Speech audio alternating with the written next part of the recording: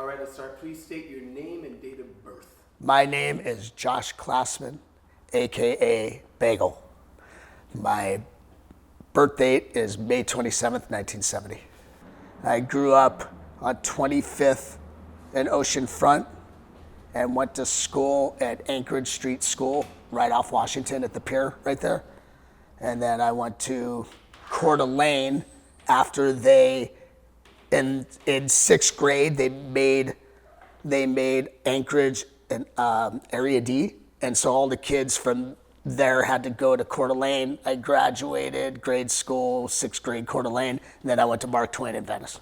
My earliest memories of Venice are just like playing on the beach and on the grass on the oceanfront walk in front of my pad. I lived right there, beachfront on 25th Avenue. And there was a lot of kids in the neighborhood. And Heather and Sheila Baker, the Baker sisters, lived downstairs from me. And they were like my first real friends in life. And then all the other kids on the street that lived up the walk street, we all were pretty much the same age and we hung very tight and all that kind of stuff. So it was a really cool childhood, like single digit childhood, because there was a ton of kids at that time, you know. I feel that I definitely grew up with a strong sense of community. I've stayed in Venice my whole life because it's home and I love it and I back it to the death. And it's taught me everything good and everything bad, which I like to be grounded in that way. I like to learn all of that, the good and the bad. This place will teach you all of that all in one shot growing up, definitely. As far as community, it's a very tight community. It always has been. There's definitely fractions of the community. The people that I've always hung out with and been tight with, I'm still tight with, and we very much back this place. I'm always into donating prints to help raise money for, you know, causes around here and supporting like local surf contests and skate contests and art shows and, you know, things like that. I definitely like to give back to the community that gave me so much. This place definitely helped mold me. My mom grew up in East LA and then eventually moved to West LA. My dad grew up in West LA. They were like, you know, of the hippie era, you know, the Vietnam era. And they were the people that used to come down to Venice and they were like, oh my God, this place is so great. And that, you know, back then it was like just completely different, and they just loved how bohemic it was. And they're like, they were very much not into conforming, especially my dad. They fell in love with it, wanted to move there. My dad told me this. He was like, I wanted to move there, have a son that skated and surfed, and that's like what he got. You know what I mean? Without pushing it on me, he just was really hoping that that's what I was going to be into. He never did. He was a lifeguard at a pool and liked water, but he was never a surfer or skater, but he lived vicariously through me and was really stoked that I got into that. So that's pretty much it. When they moved here, they immediately meshed with the community. Like they fell in love with it. They wanted to be active in it. They wanted to flow with it. My mom and my dad were both built for this place. Like they just absolutely were like, this is it, man. This is heaven on earth. You know, they loved walking the boardwalk. They dug it, man. You know, like I said, they dug the whole bohemic vibe. We used to go to like the barbecues and the concerts at the pavilion when I was like really little and all that. Like they were into the community stuff. They meshed. And that's always the big argument is like, it's not necessarily people moving in. It's just like the people that are moving in. You know, back then, people that were moving in were a lot cooler because they were all sort of like my parents. They were very bohemic. They liked that. It was nothing about anything corporate or money, you know, and there was no attitude of entitlement. People moved in wanting to become a part of this place, not wanting to make it what they think it should be. My dad and mom moved here because they were like, fuck where we grew up. This is it. This is cool. This is like lawless in a way. You know, so they dug that. Like I said, my dad heavily. You know, I can't state that enough. It got passed down to me hard on that whole vibe. I knew why they wanted to raise me here because they knew this place was not a place where you conform.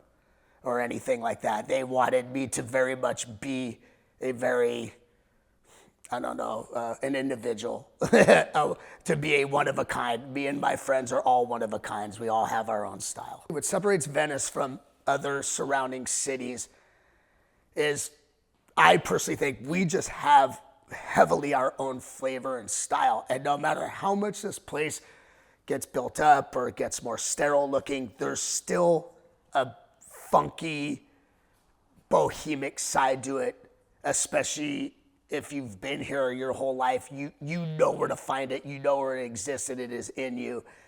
And I think we stand out compared to other cities around us with that. Like, I always say, like, we live in Los Angeles. The county of Los Angeles is super diverse. Venice as a city is even more so diverse. As a beach town, it is even more than the rest of LA. It's more of a hodgepodge, you know?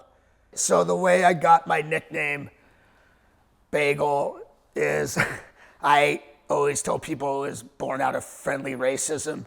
And like, you can't cancel everyone, and everyone should have like a sense of humor and just have some sarcasm and realize that this is a Mexican guy saying this to a Jewish kid that are friends. So that's diverse as it is right there. And it's all out of fun. So we're down at the breakwater. We'll see, it's like 86 or 87. It was definitely right before I was 18. So I was like 16 or 17. I don't know the exact time. And before that, my friend Wandy, who nicknamed me Juan Morales, and his nickname is Wandy, called me JJ, and that stood for Jewish Josh. So that's almost as bad as Bagel. So we were talking shit to each other one day, just goofing around, and he was older than me, and for me to talk shit back to him was like a big thing, and I was standing my ground. And he was like, fuck you, little Jew boy. And I'm like, fuck you, wetback, blah, blah, blah, blah, blah. We're just going back and forth, but like laughing about it in front of everyone. And he's like, fuck you, Jew boy, you little bagel-eating motherfucker. He's like, fuck you, Bagel. He's all, that's your nickname, Bagel. And Wandy nicknamed everybody at the time. And I just laughed. It was like, you're fucking crazy. Who's even going to call someone Bagel? And the next day he had everyone call me Bagel. And now I'm 52 and it's stuck ever since. It's never gone away. Ever. It is literally a part of my life. I couldn't get rid of it if I wanted to. Venice didn't mold my style of photography because of the aesthetics of Venice.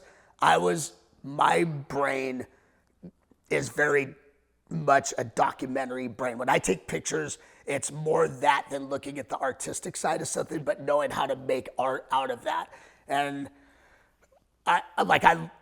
when I was a kid, I loved war photography. That was my huge influence. I just thought it was really interesting, and I tripped out that people actually did that for a living. But then as I got older, I also saw the beauty in it of the fucked up side of war.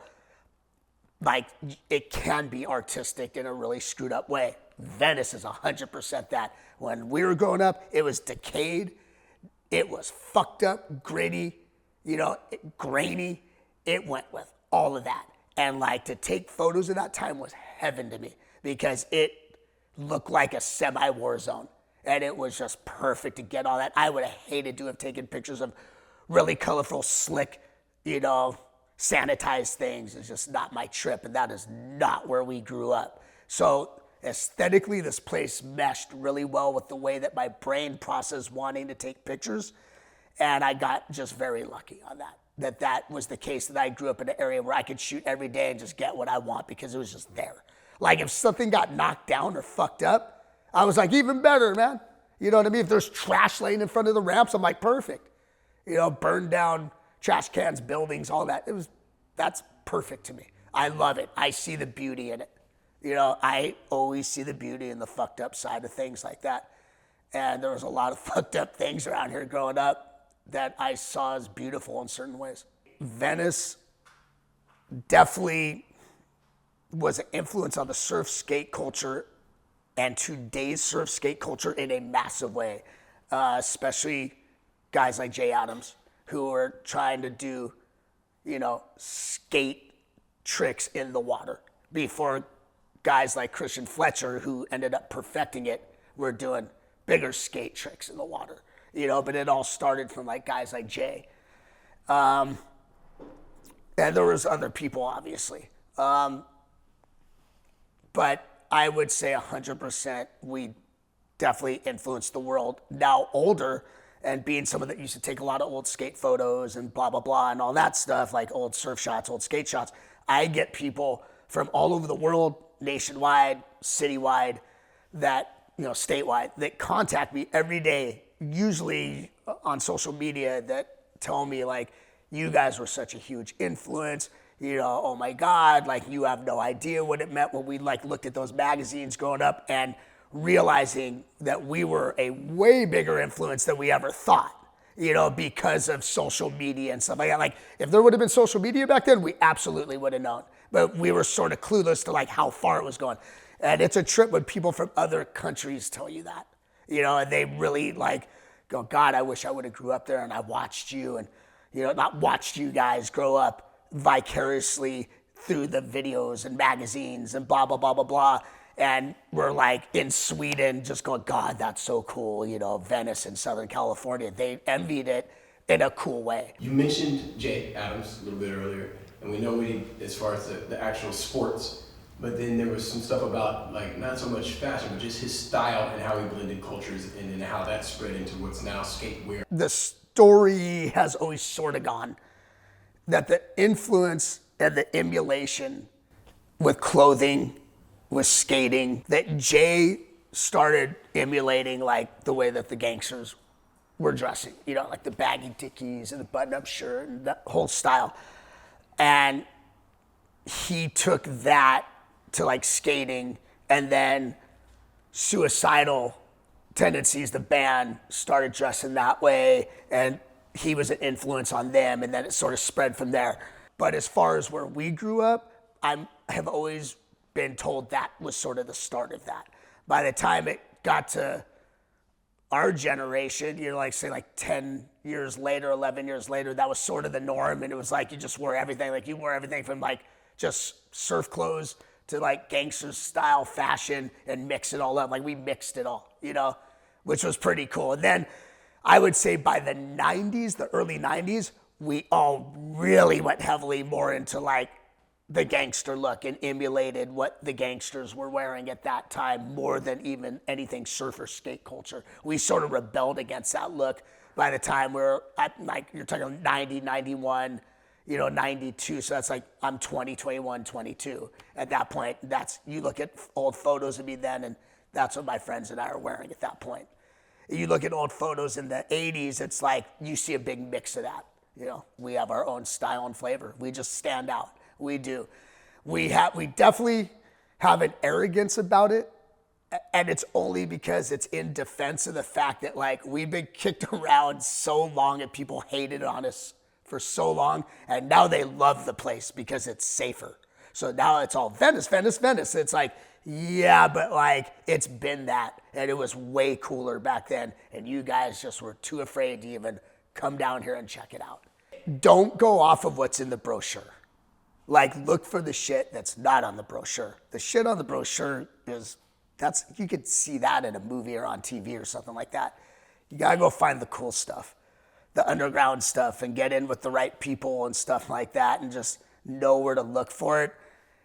It still has an extremely cool quality to it, again, if you know where to look for it.